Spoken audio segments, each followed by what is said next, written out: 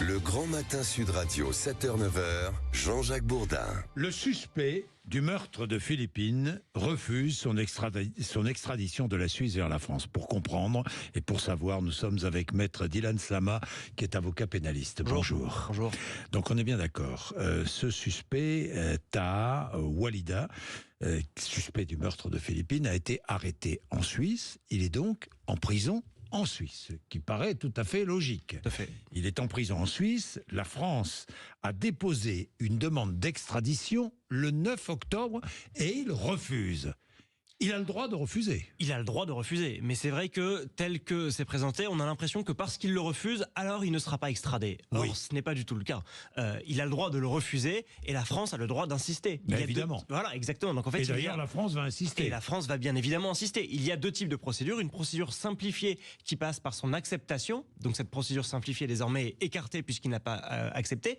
Il y a une procédure ordinaire qui est plus longue, mais qui devrait, je pense, C'est-à-dire aboutir. la procédure ordinaire. C'est-à-dire que le gouvernement français fait une demande officielle, ce qui a déjà été fait. Tout à fait. Officielle au gouvernement fédéral suisse. Mais Et est-ce qu'il y a entre la Suisse et la France un accord oui, il y a des accords entre tous les pays d'extradition, occidentaux oui. et d'ailleurs à peu près tous les pays mondiaux, mais en tout cas les pays occidentaux et de l'Europe continentale, il y a des accords.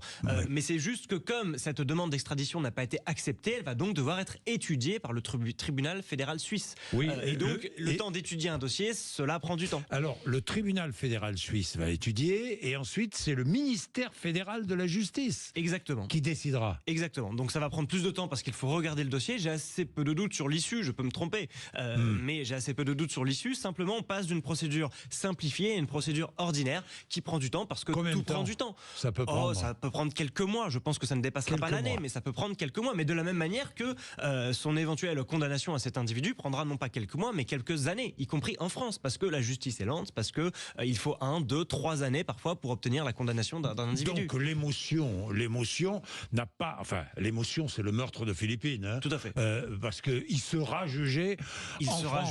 Il sera jugé en France. Meurtrier présumé sera jugé en France. J'ai assez peu de doutes là-dessus. Vous avez Et je vais assez- même oui. dire une parole d'avocat de la défense que je me retrouve parfois dans ce type de situation.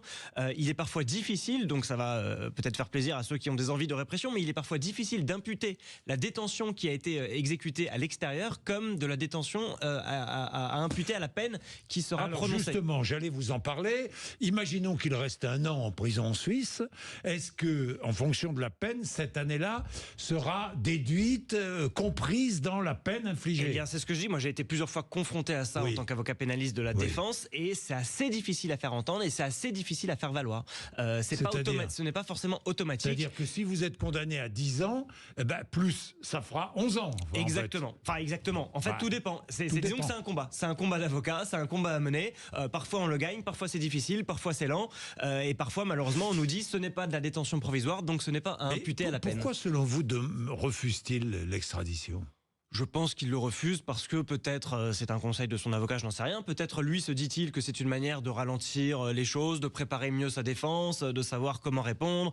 Peut-être espère-t-il, vous savez... Mieux traité dans les prisons suisses que dans les prisons peut-être françaises. mieux traité dans les prisons suisses. Je ne sais pas. On n'est jamais à l'abri, je le dis parce que ça arrive malheureusement parfois, y compris Ouais. dans des dossiers très sensibles, parfois d'une espèce d'erreur de procédure qui, dans le cadre de l'extradition, pourrait lui bénéficier. Ça veut dire que plus on fait de recours, plus il y a de systèmes juridiques différents, plus il est possible qu'à un moment il y ait malheureusement des trous dans la raquette Alors qui justement, aboutissent est-ce à une qu'un erreur de procédure. Un avocat avisé en Suisse pourrait retarder son extradition sur plusieurs années? Oui, il pourrait la retarder, mais après, reculer pour mieux sauter, est-ce que c'est une bonne stratégie? Ça à lui d'y réfléchir. C'est un choix Oui. d'individu aussi. C'est Bien un choix sûr. d'individu. Il a le choix entre plusieurs possibilités et il est libre de choisir laquelle il préfère. Oui. Il refuse aujourd'hui cela.